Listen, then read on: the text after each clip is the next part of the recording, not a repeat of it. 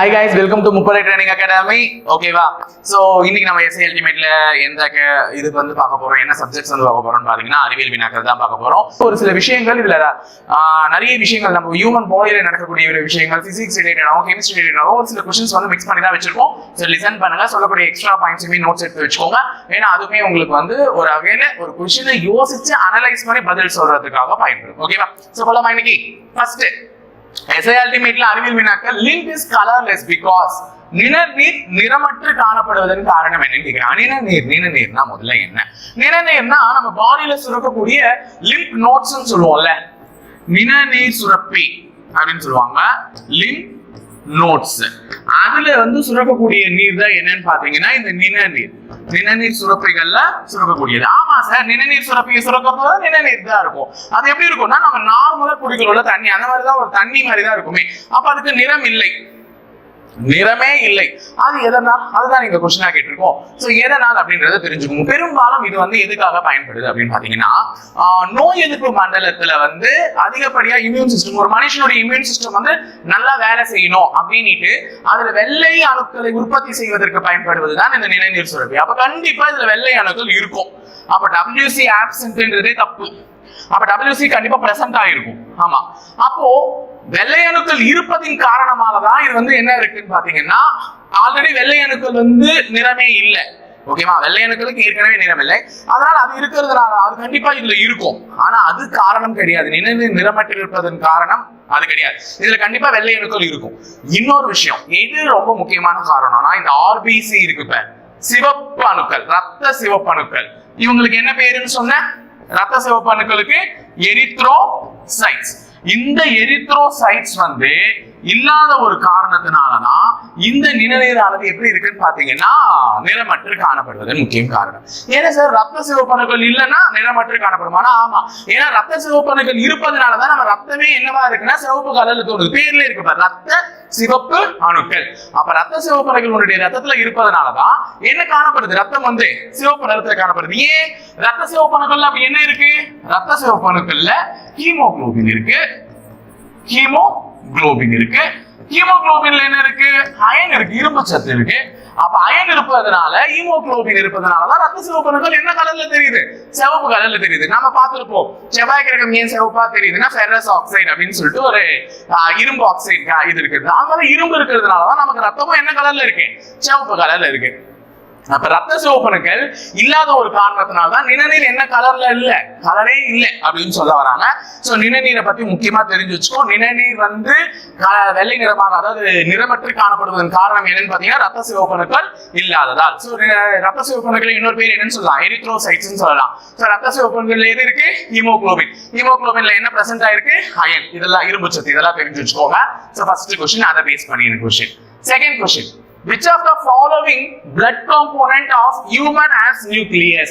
ரத்தத்தில் உள்ள கீழ்கண்டவற்றுள் எவை ரத்த கூறானது உட்கருவை கொண்டுள்ளது அப்படின்னு சொல்லி கேட்கிறாங்க. நம்ம ரத்தத்துல வந்து அதிகப்படியான காம்போனன்ட்ஸ் இருக்கு. ஒண்ணு என்னன்னு பாத்தீங்கன்னா ரத்த சிவப்பு அணுக்கள், இன்னொன்னு வெள்ளை ரத்த அணுக்கள் அப்படின்னு ரத்த வெள்ளை அணுக்கள்னு சொல்லுவாங்க. இன்னொன்னு ரத்த தட்டுகள், blood platelets. அப்ப white blood cells, red blood cells, blood platelets. இதெல்லாம் நம்ம ரத்தத்துல இருக்கக்கூடிய ஒரு வகையான கூறுகள்.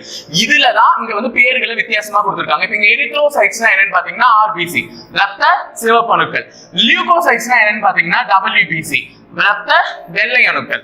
இந்த த்ரோம்போசைட்ஸ்னா என்னன்னா ரத்த தட்டுக்கள், அதாவது blood platelets. சோ இவங்க எல்லாம் தான் இருக்காங்க. ஓகேவா? சோ இவங்க WBC எதுக்கு ஒர்க் ஆகுது?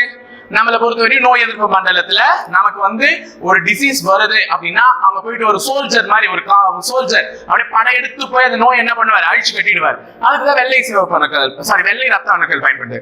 ரத்த சிவப்பு அணுக்கள் எதுக்கு பயன்படுது அப்படின்னு பாத்தீங்கன்னா ஆக்சிஜன், முக்கியமா வந்து ஆக்சிஜனை கடத்தி கொண்டு போறதுக்கு, ஒரு இடத்துல இருந்து இன்னொரு ஆர்கான்ஸ்க்கு கொண்டு போறதுக்கு அதுவும் ஒரு முக்கியமான பங்கு.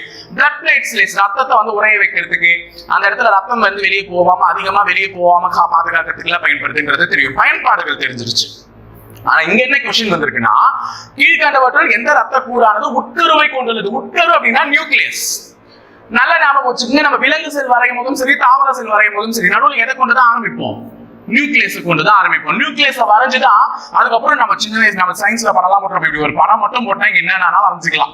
கேட்டா இப்படி ஒரு ஸ்பைரல் மாதிரி சுத்துவாங்க. நாங்களாம் வந்து சயின்ஸ் படிக்கும் போது இல்ல ஒரு பெரிய படம் போட்டு நடுவில் ஒரு உட்கரு போட்டு அதை நியூக்ளியஸ் எழுதிட்டுனா சுத்தி என்னென்ன போட்டு சைட்டோபிளாசம் மைட்டோகாண்ட்ரியா எது வேணா எழுதலாம் அப்படின்ற மாதிரி சொல்லுவாங்க.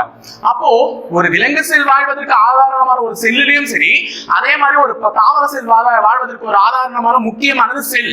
அப்போ ஒரு தாவரங்களாகட்டும் விலங்குகளாகட்டும் முக்கிய பங்கு இது செல். அப்ப செல்லினுடைய முக்கிய பங்கு வந்து உட்கரு நியூக்ளியஸ் இருக்கணும் அப்படின்னு சொல்லிட்டு நம்ம பார்த்திருந்தோம். சோ அப்போ இங்கேயுமே நம்மளுடைய உடல்ல ஏற்படக்கூடிய நோய்களை எதிர்த்து போராடக்கூடிய இந்த லியூகோசைட்ஸ் தான் ஒரு செல்ல இருந்து வரக்கூடியது. அப்ப அவங்க கிட்டதான் என்ன இருக்குன்னு பாத்தீங்கன்னா விலங்கு செல் தாவர செல்கள்ல காணப்படக்கூடிய அனைத்து வகையான நியூக்ளியஸ் ஆகட்டும், சைட்டோபிளாசம் ஆகட்டும், லைசோசோம்ஸ், மைட்டோகாண்ட்ரியா எல்லாமே எதுல இருக்கும்? லியூகோசைட்ஸ், வெள்ளை ரத்த அணுக்கள்ல இருக்கும். ஓகேவா? தெரிஞ்சிச்சா? எதுக்குன்னு காரணத்தோட சொல்றேன். இவங்களுக்கு அந்த பணி கிடையாது. இவங்க தான் உடலில் நோய் எதிர்ப்பு மண்டலத்தில் ஒரு முக்கியமான பங்காற்றக்கூடியவர்கள். அப்ப அவங்க கிட்டதான் என்ன இருக்கு? மனிதர்கள் விலங்கு செல் தாவர செல்ல காணப்படக்கூடிய அனைத்துமே அதுலயுமே என்ன இருக்கு? பிரசன்ட் ஆயிருக்கு. அப்ப நியூக்ளியஸ் இருக்கிறது எதுன்னு கேட்டாங்கன்னா என்ன சொல்லணும்? லியூகோசைட்ஸ் சொல்லிட்டு போயிடும். அடுத்தது ப்ளூ விட்ரியால் ஆஸ். நீலவிட்ரியாலில் என்ன உள்ளது அப்படின்ற மாதிரி கேட்கிறாங்க. என்னென்ன பிணைப்புகள்? அயனி பிணைப்பு, ஒருங்கிணைப்பு பிணைப்பு, ஹைட்ரஜன் பிணைப்பு, மேலே உள்ள அனைத்தும். முதல்ல ப்ளூ விட்ரியால்னா என்ன? Copper sulphate penta hydrate. Copper sulphate penta hydrate. முதல்ல பேர் எழுதி வச்சுக்கோங்க. ஏன்னா இந்த பேரை வச்சுதான் இதனுடைய மாலிகுலர் ஃபார்முலாவே நான் எழுத கத்து கொடுக்க போறேன்.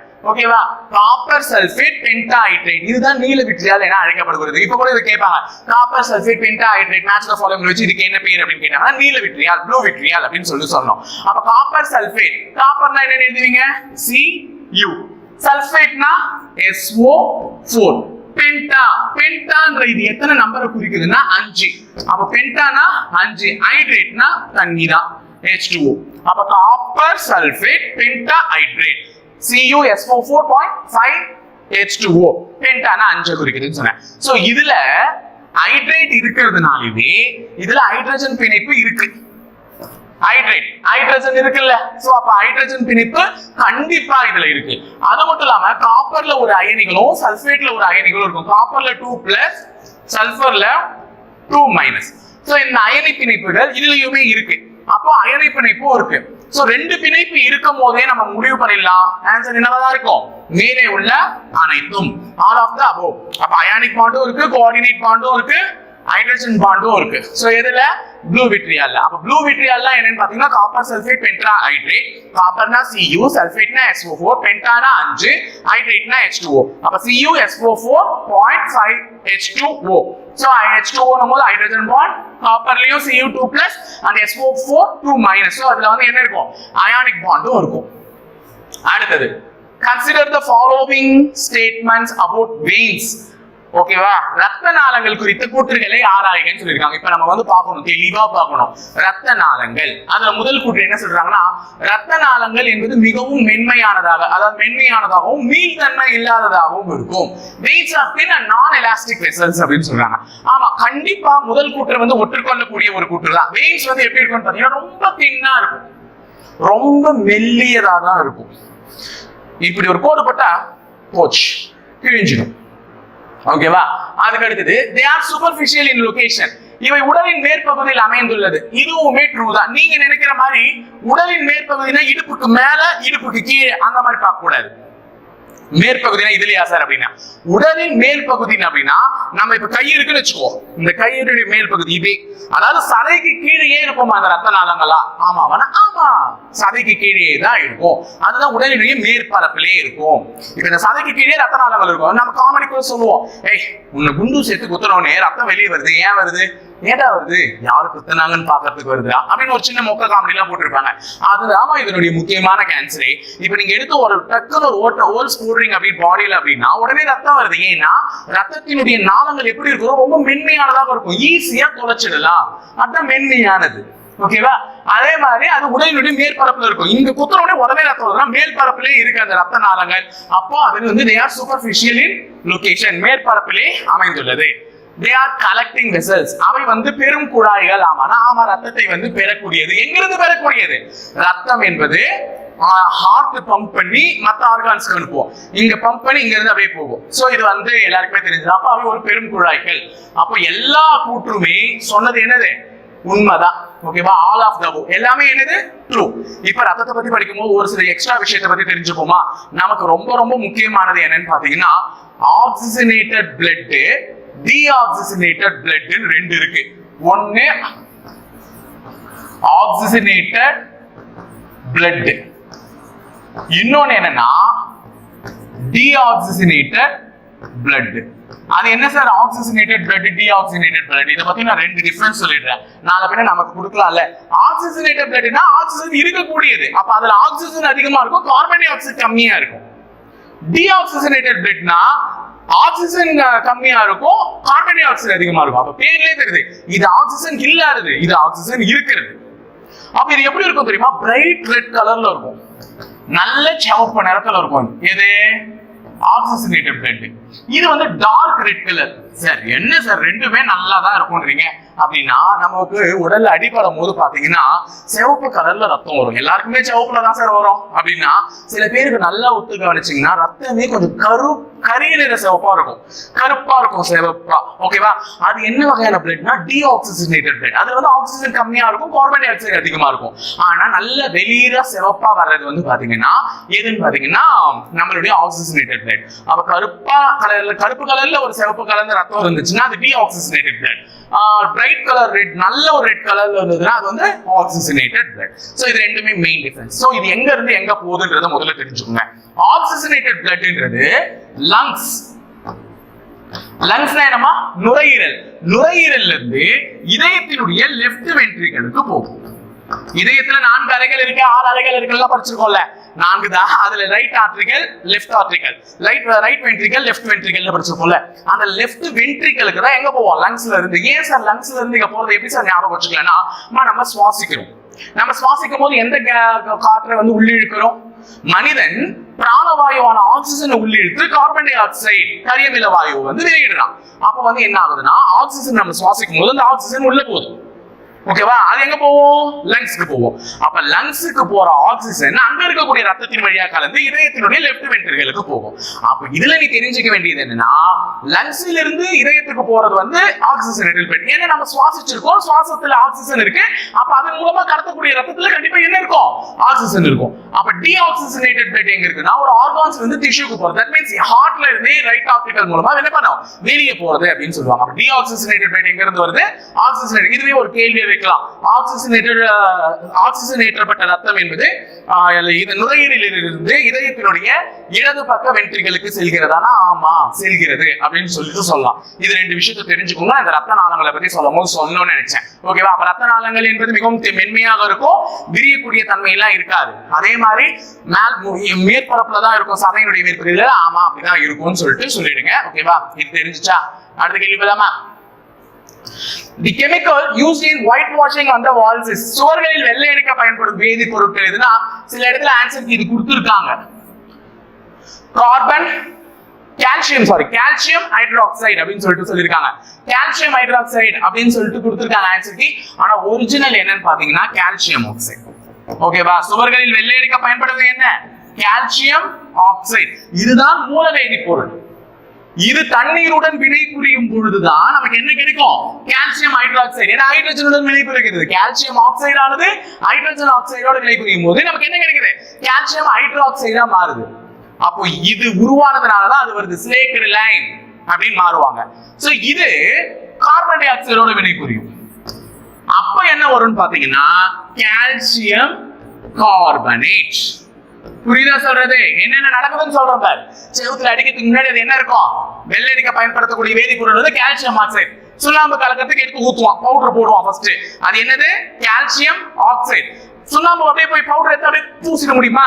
தண்ணி ஊத்தி கலக்குவாங்க. அப்ப தண்ணீருடன் வினை புரிகிறது. அப்ப சுண்ணாம்பு பவுடரான கால்சியம் ஆக்சைடை போட்டு அது கூட தண்ணி ஊத்தும் போது என்ன ஆயிடும்? அது கால்சியம் ஹைட்ராக்சைடா மாறும். அதை எடுத்து நான் செவுத்து மேல அடிச்சேன்னா வளிமண்டலத்தில் இருக்கக்கூடிய கார்பன் டை ஆக்சைடு அது மேல பண்ணும். மோதும்.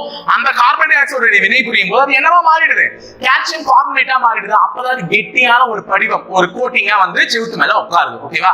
அதுக்கப்புறமா தான் பசங்க என்ன பண்ணுவாங்க, அதை நோண்டி நல்லா இருக்கு, டேஸ்டா இருக்கு அப்படின்னு சொல்லிட்டு தான் பாப்போங்க.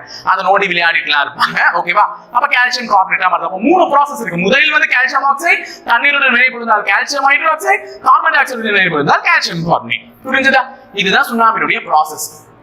அடுத்தது, which of the following blood group has no antibody in plasma? கீழ்கண்டவற்றுள் எந்த இரத்த வகைக்கு பிளாஸ்மாவில் எதிர்ப்பொருள் காணப்படவில்லை அப்படின்னு சொல்லிட்டு கேக்குறாங்க. இதுல வந்து ஒருத்தரை பத்தி நீங்க தெரிஞ்சுக்கணும்.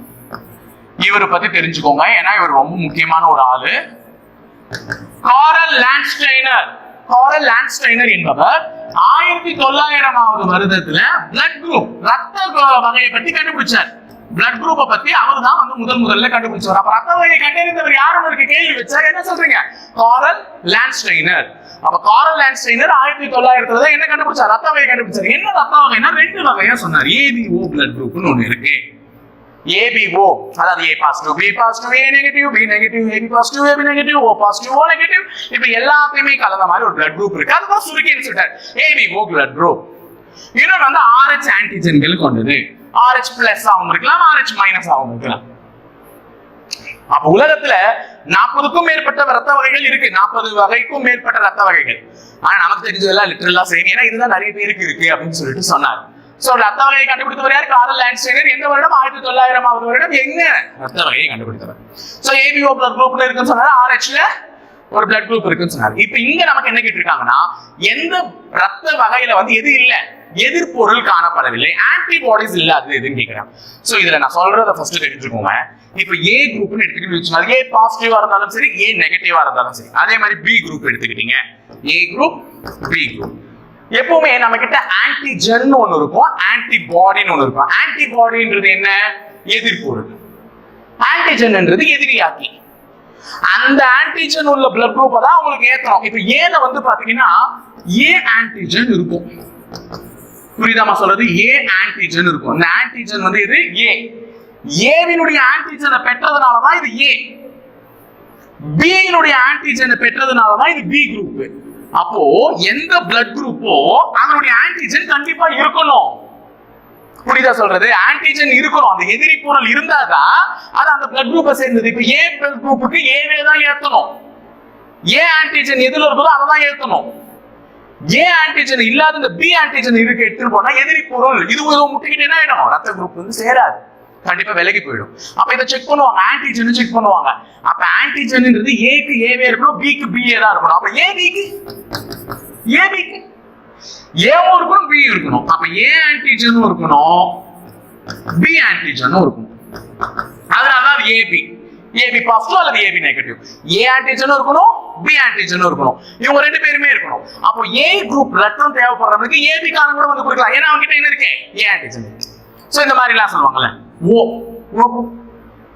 இவங்க கிட்ட ஆன்டிஜனே இருக்காது, ஆன்டிஜனே இருக்காது, ஏவும் இருக்காது, பியும் இருக்காது.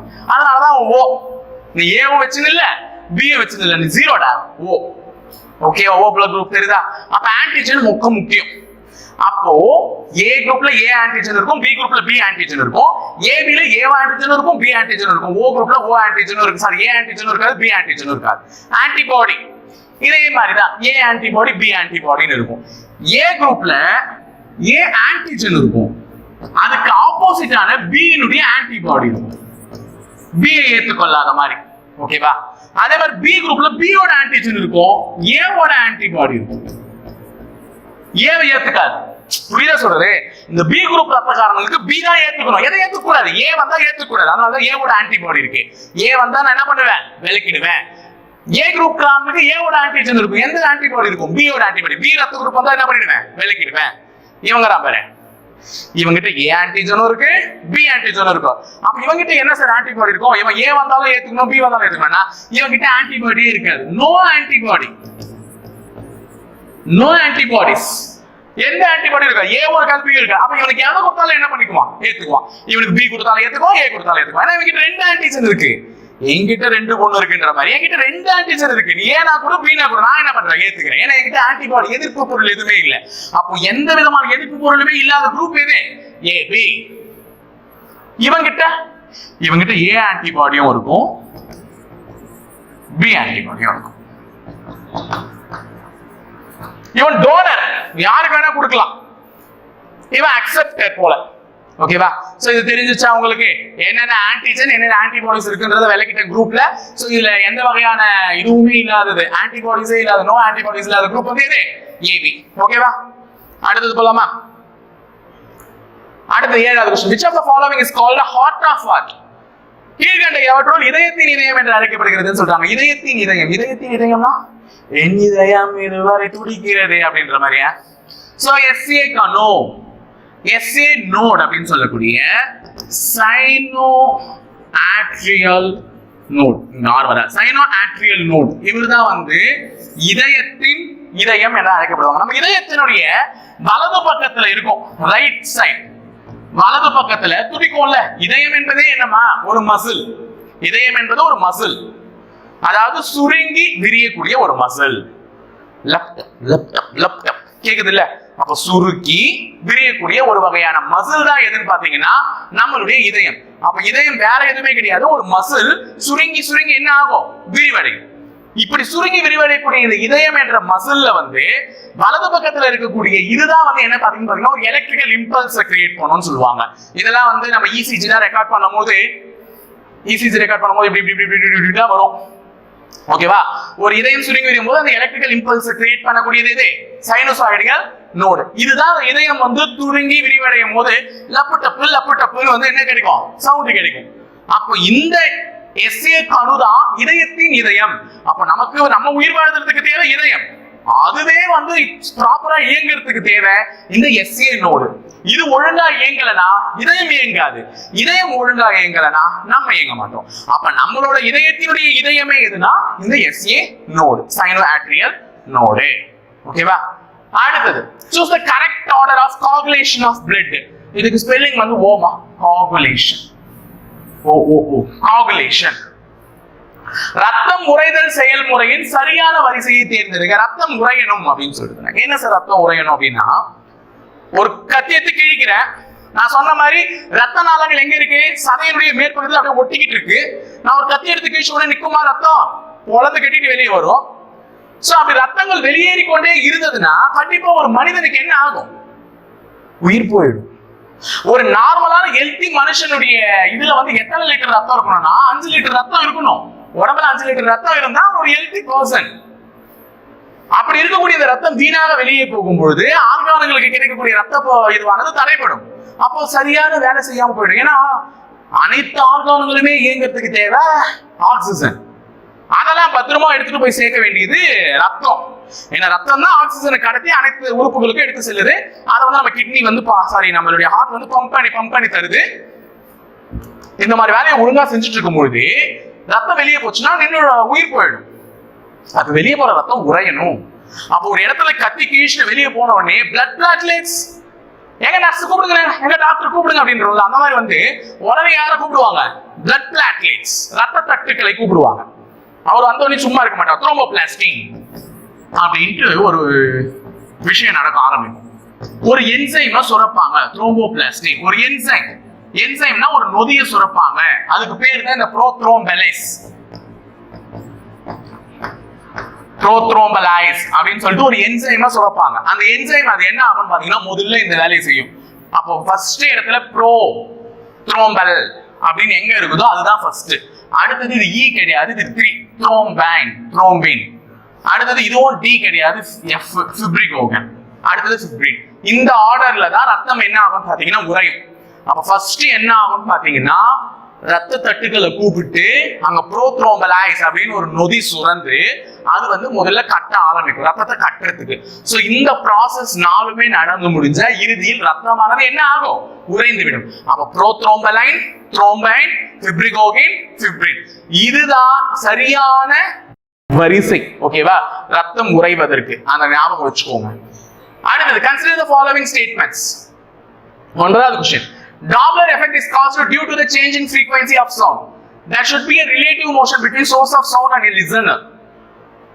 ஒலியின் அதிர்வெண்ணில் ஏற்படும் மாற்றத்தின் காரணமாக டாப்லர் விளைவு ஏற்படுகிறது. இதில் கேட்பவருக்கும் ஒலி மூலத்திற்கும் இடையே சார்பு இயக்கம் இருக்க வாய்ப்புள்ளது இல்ல வாய்ப்பு இருக்கு. ஆமா, இதுக்கு ஒரு பெஸ்ட் எக்ஸாம்பிள் டாப்லர் எஃபெக்ட்னா முதல்ல என்னன்னு தெரிஞ்சுக்கோங்க.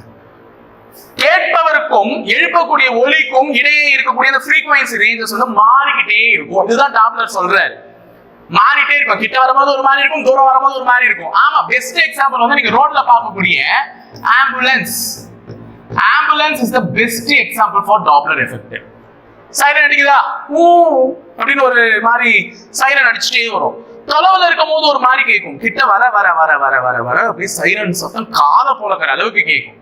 நம்மளை கடந்து போகும்போது சைரன் சத்தத்தினுடைய அதிர்வெண் குறைஞ்சிட்டே போகும். ஆமா, கிட்ட இருக்கும்போது ஃப்ரீக்வன்சி அதிகமாகும், தொலைவா போகும்போது ஃப்ரீக்வன்சி கம்மியாயிட்டே போகும். அதனால நமக்கு என்ன ஆகுது, கேட்கக்கூடிய இது வந்து கம்மி ஆயிடுது. ஆமா, அப்போ இது வந்து பெஸ்ட் எக்ஸாம்பிள். இதுதான் டாப்லர் சொல்றாரு. அப்போ Doppler effect is caused due to the change in frequency of sound. ஒலியில் ஏற்படக்கூடிய அதிர்வெண்ணின் மாற்றத்தின் பத்தி உணர்த்துறது தான் டாப்லர் எஃபெக்ட். ஆமா, அப்ப ஒலியின் அதிர்வெண்ணில் ஏற்படும் மாற்றத்தின் காரணமாக டாப்லர் விளைவு ஏற்படுகிறது. கரெக்ட். இப்ப ஃபர்ஸ்ட் கூற்று மிக மிக சரியானது. ரெண்டாவது, there should be relative motion between source of sound and listener. listener தான் நான் கேக்குறேன். source of sound என்றது இப்ப ஆம்புலன்ஸ்ல ஒலி எழுப்பிச்சு வராது. அப்ப அவங்களுக்கு எனக்கு ஒரு ரிலேட்டிவ் இது இருக்கு, ரிலேஷனல் ஸ்பீட் இருக்கு, ரிலேட்டிவ் மோஷன் ஸ்பீட் இருக்கு. அப்ப ஒலி கேட்பவருக்கும் ஒலி மூலத்துக்கும் இடையே சார்பு இயக்கம் இருக்கிறது. ஆமா, அங்க இருக்கக்கூடிய அந்த ஆம்புலன்ஸ் என் கிட்ட நெருங்கும் போது ஒரு சவுண்டையும், என் தூரமா இருக்கும் போது ஒரு சவுண்டையும், இன்னும் தள்ளி போகும்போது ஒரு சவுண்டையும் கேட்கும். இப்ப நான் இங்க இருக்கேன், நீ என்னுடைய நெக்ஸ்ட் ஸ்டாப்பிங்ல இருக்கேன்னு வச்சுக்கோ. எனக்கு ஆம்புலன்ஸ் சத்தம் கேட்கும் போது உனக்கு அங்க நீ அங்க தொலைவில் இருக்க ஒரு 400 மீட்டர் தொலைவில் இருக்கேன்னா உனக்கு அது மெல்லமா தான் கேட்கும். இப்ப உன்னை நெருங்கி வரும்போது உனக்கு அதிகமா கேட்கும், எனக்கு கம்மியா தான் கேட்கும். ஒலி மூலத்திற்கும் ஒலியை கேட்பவருக்கும் இடையான அந்த சார்பு இயக்க விளைவு என்பது கண்டிப்பா இருக்கு. அப்ப இரண்டாவது கூற்றுமே என்ன, சரியான கூற்று தான். அப்ப ரெண்டுமே இதுல சரி, both 1 and 2. 10வது கேள்வி, which gland synthesizes fetal red blood cells? கருவில் ரத்த சிவப்பு அணுக்களை உருவாக்கும் உறுப்பு எதுன்னு கேட்டிருக்காங்க. கருவில் ஒரு கரு உருவான உடனே ரத்த சிவப்பு அணுக்களை வந்து உருவாக்கணும். இதயம் உருவாகும், இதயத்தை தொடர்ந்து மற்ற உறுப்புகள் உருவாகும். உருவாகக்கூடிய உறுப்புகளுக்கு தேவையான ஆக்சிஜனை, தாய் சுவாசிக்கக்கூடிய அதே ஆக்சிஜனை அவர்களுக்கு எடுத்துட்டு போனது கருவுக்கும். அப்படின்னா கண்டிப்பா ரத்த சிவப்பு அணுக்கள் அந்த கருவுல இருக்கணும். அப்படின்னா அதை உருவாக்கக்கூடியது எதுன்னு பாத்தீங்கன்னா லிவர், கல்லீரலுக்கு தான் அந்த முக்கியமான பங்கு இருக்கு. ஓகேவா? சோ கல்லீரல் ஆன்சர். 11வது question, oxidation number of Fe in FeSO4. Fe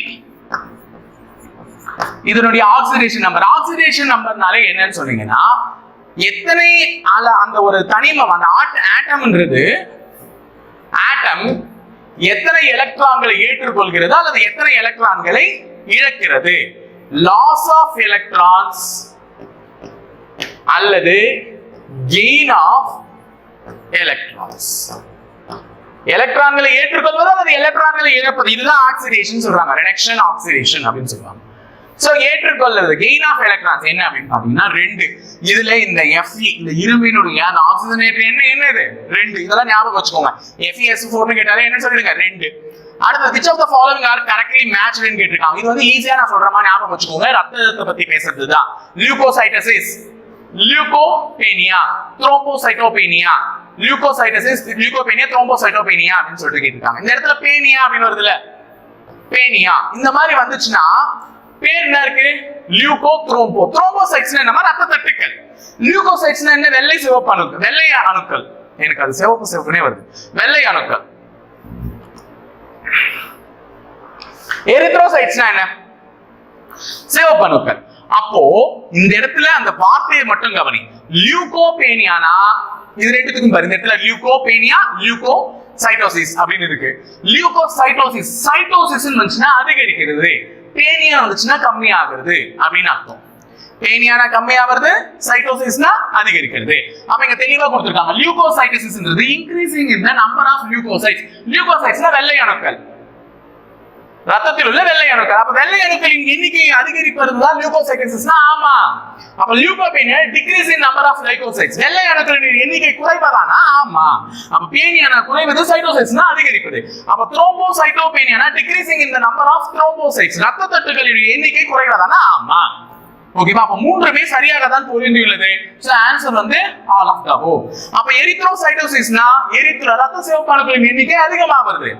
எரித்ரோசைட்டோபேனியானா என்ன வரும், ரத்த சிவப்பு அணுக்களின் எண்ணிக்கை கம்மியாகிறது. இதுதான். அடுத்தது, why is the velocity of blood flow the lowest in the capillaries? ஓகேவா? ரத்த நுண்ணாளங்களுள் ரத்த ஓட்டத்தின் வேகம் மிகவும் குறைவது ஏன்? ரத்த நுண்ணாளங்கள் அப்படின்னு சொல்றாங்க. ரத்தத்தினுடைய கேபிலரிஸ் டியூப்னு சொல்லுவோம். வெயின்ஸ், ரத்த நாளங்கள்ல வந்து ரத்தம் போகும், அதுக்கு இடையில வந்து கேபிலரி டியூப்ஸ், அதுலயும் வந்து ரத்தங்கள் வந்து போகும்னு சொல்றாங்க. சோ அதுல வந்து ஏன் வந்து velocity of flow of blood வந்து லோயஸ்டா இருக்கு, ரத்தத்தினுடைய வேகம் வந்து ஏன் அங்க உள்ள குறையுது அப்படின்னு கேட்கிறாங்க. எப்பவுமே ரத்தத்தினுடைய வேகம் வந்து அந்த போகுல குழா, ரத்த குழா, அதனுடைய அளவை பொறுத்து இருக்கும். ரத்தத்தினுடைய குழாவினுடைய அளவு அதிகமா இருந்துச்சுன்னா ரத்தம் கம்மியா தான் போகும்.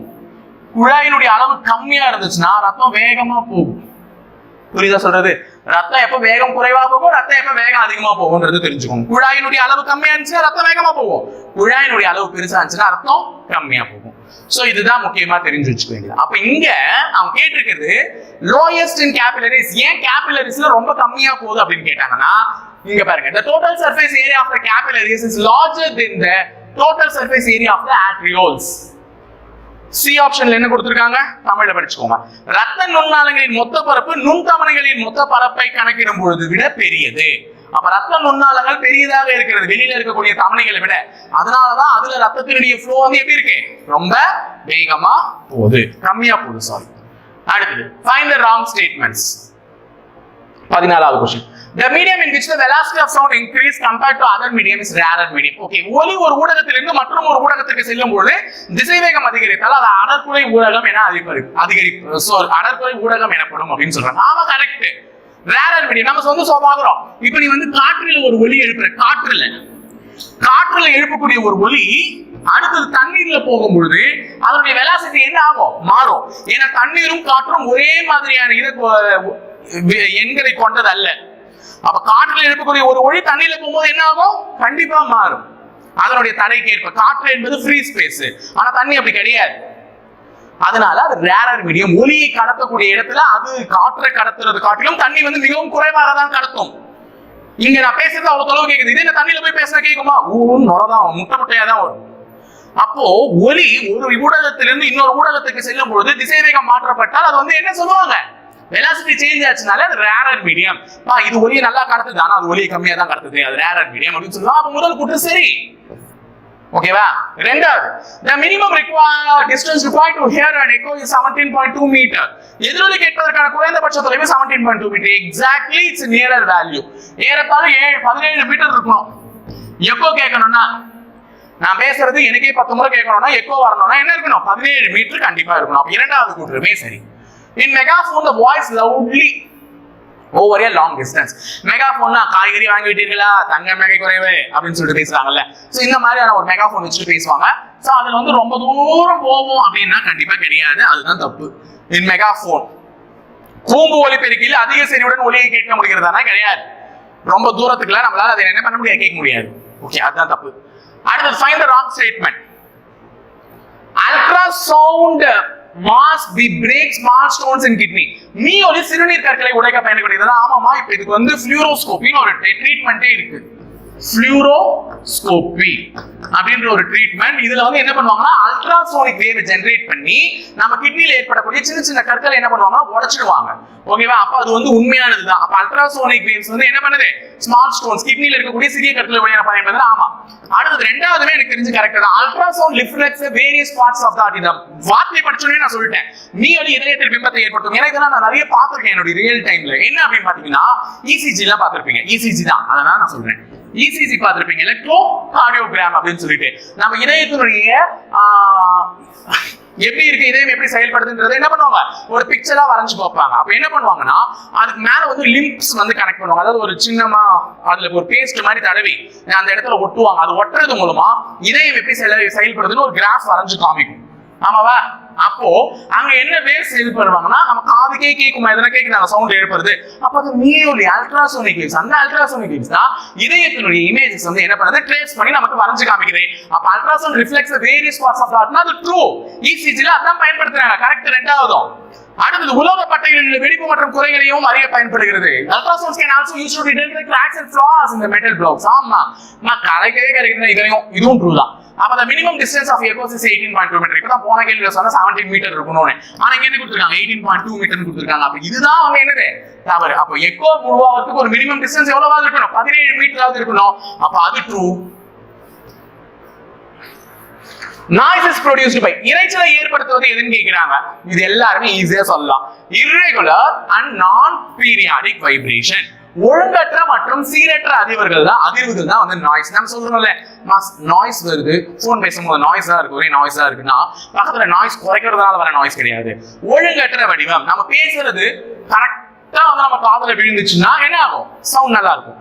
அதுவே இப்படி வந்து விழுந்துச்சுன்னா நம்ம காதும் தேஞ்சு போயிடும். அதுவும் இருக்கு. அப்போ ஒழுங்கான ஒரு வடிவமா இருந்தா, ஒழுங்கான மற்றும் சீரற்ற அதிர்வுகளாக இருந்தால் சவுண்ட் கிளியரா இருக்கும். இப்ப நான் பேசுறது கேக்குது. இதே நாய்ஸ்னா ஒழுங்கற்ற மற்றும் சீரற்ற வடிவுகள் அப்படின்னு பேர்லயே தமிழ்ல அழகா இருக்கு. அதுதான் வந்து நாய்ஸ் ஏற்படுவதற்கான முக்கியமான காரணமாக கருதப்படுகிறது.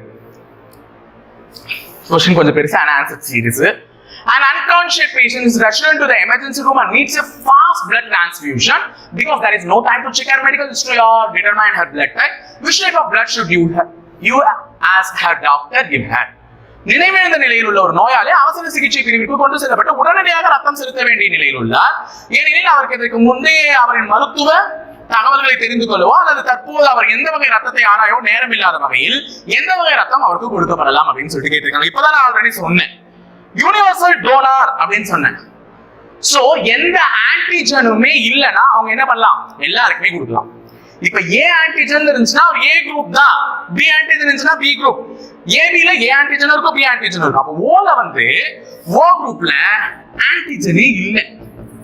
அப்ப என்ன பண்ணலாம், கொடுத்துடலாம். யாருக்கு வேணா என்ன பண்ணலாம், கொடுக்கலாம். ஏன்னா இதுல ஏ ஆன்டிஜனும் இல்ல பி ஆன்டிஜனும் இல்ல, அதனால இவங்க யாருக்கு வேணா கொடுக்கலாம். அப்போ ஒரு எமர்ஜென்சி பேஷண்ட் வந்து சொல்லிட்டு அவருக்கு என்ன ரத்த குரூப்னு தெரியல, செக் பண்றதுக்கான நேரமும் எனக்கு இல்ல, உடனே அவருக்கு ரத்தம் ஏற்றுறோம், நான் உடனே என்ன குரூப் கொடுத்துடலாம், ஓ குரூப் ரத்தத்தை கொடுக்கலாம், தாராளமா கொடுக்கலாம். ஏன்னா அதுலதான் ஆன்டிஜன் இல்லையா. ஆனா இந்த ஆப்ஷன்ல வச்சிருக்காங்க பட் ட்விஸ்ட், ஓ பாசிட்டிவ் இருக்கு ஓ நெகட்டிவ் இருக்கு, எதை பிக் பண்ணுவேன், ஓ பாசிட்டிவா ஓ நெகட்டிவானா ஓ நெகட்டிவ். ஏன் சார் அப்படின்னா இந்த ஓ பாசிட்டிவ்ல ஏபி ஆன்டிஜன் இல்ல, ஆனா RH இன்னொரு பிளட் குரூப் சொன்னேன்ல, அந்த RH உடைய ஆன்டிஜன் இருக்கு. அதுவுமே அந்த பேஷண்ட் என்ன பண்ணலாம், சிவியரா பாதிக்கிறதுக்கான வாய்ப்புகள் இருக்கலாம். அப்ப RH ஆன்டிஜனும் இல்லாத இந்த ஓ நெகட்டிவ், ஓ நெகட்டிவ்னா எந்த ஆன்டிஜனுமே இல்ல, ஏவும் கிடையாது பியும் கிடையாது RH கிடையாது. அப்ப ஓ நெகட்டிவ் பிளட் என்ன பண்ணலாம், அவருக்கு கொடுத்து அந்த உயிரை காப்பாற்றலாம். ஓகேவா, சோ தெரிஞ்சுக்கிட்டீங்களா. 18வது கேள்வி, which of the following is the longest eve at the cardiac cycle? பின்வருவனவற்றில் எது இதய சுழற்சியின் நீண்ட நிகழ்வுன்னு கேட்டிருக்காங்க. இதய சுழற்சியினுடைய 4 நிகழ்வுகள் என்னன்னா ஏட்ரியல் சிஸ்டோல், இன்னொன்னு ஏட்ரியல் டயஸ்டோல், ரெண்டு இருக்கு, சிஸ்டோல் டயஸ்டோல், வென்ட்ரிகுலர் டயஸ்டோல், இன்னொன்னு வென்ட்ரிகுலர் சிஸ்டோல். தமிழ்லயும் அதேதாமா, சிஸ்டோல் டயஸ்டோல் தான், ஏட்ரியல் வென்ட்ரிகுலர் தான் கொடுத்துருக்காங்க. அப்ப இங்க சிஸ்டோல் இருந்துச்சு, இங்க டயஸ்டோல், ஏட்ரியல் டயஸ்டோல், இன்னொரு வென்ட்ரிகுலர் டயஸ்டோல், வென்ட்ரிகுலர் சிஸ்டோல் இங்க இருக்குதா. சோ இது 4த்துல எது சார் ரொம்ப பெரிய நிகழ்வு அப்படின்னு பாத்தீங்கன்னா முதல் இடத்தை பிடித்துள்ளது ஏட்ரியல் டயஸ்டோல். இவர் தான் ஃபர்ஸ்ட் பிளேஸ். எப்பவுமே டயஸ்டோல் தான் ரொம்ப பெருசா இருக்கும். ரெண்டாவது வென்ட்ரிகுலர் டயஸ்டோல். இங்க ஆப்ஷன்ல ஏட்ரியல் டயஸ்டோல் இல்ல, அது இருந்துருந்துச்சுன்னா நான் அதான் குறிச்சிருக்கோம். ஏன்னா இருப்பதிலே மிகப்பெரிய நீண்ட நிகழ்வு எது, ஏட்ரியல் டயஸ்டோல். அது இல்லாததுனால அதுக்கு அடுத்த இடத்துல இருக்கக்கூடிய வென்ட்ரிகுலர் டயஸ்டோல் நான் என்ன பண்றேன், பிக் பண்றேன். அப்ப ரெண்டு டயஸ்டோலும் தான் பெருசா இருக்கும், ஒன்னு ஏட்ரியல் டயஸ்டோல், இன்னொன்னு வென்ட்ரிகுலர் டயஸ்டோல். ஏட்ரியல் டயஸ்டோல் இல்லாத காரணத்தினால நான் வென்ட்ரிகுலர் டயஸ்டோல பிக் பண்ணிருக்கேன். இது என்ன சார், நான் பிபி மெஷர் பண்ணுவாங்கல்ல, அப்ப அந்த பாதரஸ் ஏறும், அப்ப அது ரிலீஸ் பண்ணும்போது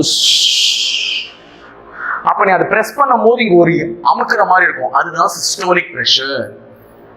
திருப்பியும் மெர்க்குரியை நீ ரிலீஸ் பண்ணும் போது அப்படியே விரிவடையும், அதுதான் டயஸ்டோலிக் பிரஷர். அப்ப சிஸ்டோலிக் வேகமா டைம் எடுத்துக்கும், டயஸ்டோலிக் பொறுமையா தான் பாதரசத்தை இருக்குவாங்க. பாதரசத்தை வேகமா ஏத்திடுவாங்க பிபி செக் பண்ணும்போது, ஆனா பொறுமையா தான் என்ன பண்ணுவாங்க, இறக்குவாங்க. அப்ப சிஸ்டோலிக்ன்றது ஏறுறது, டயஸ்டோலிக்ன்றது இறங்குறது. அப்ப இறங்குறதுக்கு வந்து ப்ராசஸ் அதிகமாகும், வேகமா ஏறிட்டாலும். அந்த மாதிரி ஏட்ரியல் டயஸ்டோல் தான் முதல் அதிக நேரம் எடுத்துக்கிறது. அதுக்கு அடுத்தது வென்ட்ரிகுலர் டயஸ்டோல். So 18வது क्वेश्चन முடிச்சிட்டா. 19 சீக்கிரமா முடிச்சிடலாம். When carbon dioxide is passed through the lime water it turns. ஈஸியான क्वेश्चन மா. கார்பன் டை ஆக்சைடு சுண்ணாம்பு நீர் வழியாக அனுப்பும்போது அது என்னவாக மாறும்னா பால் போன்ற மில்கி அந்த ஸ்டேட்டுக்கு வந்து மாறிடும். 20வது last question. A person having both antigen A and both antigen B on the surface of RBCs belongs to the which group? ரத்த சிவப்பணுக்களின் புறப்பரப்பில் A மற்றும் B ஆன்டிஜன்கள் உள்ள ஒரு நபர் எந்த ரத்த வகுப்பை சேர்ந்தவர்? இப்பதான் சொன்னேன், A ஆன்டிஜனும் இருந்தேன், பி ஆன்டிஜனும் இருந்தா அவர் என்ன குரூப்? எங்க முடியுதோ அந்த குரூப் தான். இத முடியுது பாருங்க, ஏபி. அவங்க ஆன்டிபாடிஸ் இருக்குமா? இருக்காது. அப்ப ஏபி பாசிட்டிவ் அண்ட் நெகட்டிவ்ல ஏ ஆன்டிஜனும் இருக்கும், பி ஆன்டிஜனும் இருக்கும், ஆனா ஆன்டிபாடிஸ்ன்றது இருக்காது. சோ இத பத்தி எல்லாமே தெரிஞ்சிருப்பீங்க இன்னைக்கு ஓரளவுக்கு பிளட் குரூப்ஸ் பத்திலாம். சோ ஓரளவுக்கு ஈஸியா புரிய வச்சு எனக்கு என் பக்கம் இருக்கக்கூடிய நம்பிக்கை இருக்கு. நீங்களுமே நல்லா படிச்சிருப்பீங்கன்னு நினைக்கிறேன். சோ गाइस விடாமுயற்சியோட படிங்க. கண்டிப்பா தன்னம்பிக்கையோட இருந்தா வெற்றியும் வந்து எளிமையா பெறலாம். ஓகேவா? சரி, இணைந்திருங்கள் காவலர்களே. தொடர்ந்து பயணிப்போம் முப்படை பயிற்சி மையத்துல. நன்றி, வணக்கம்.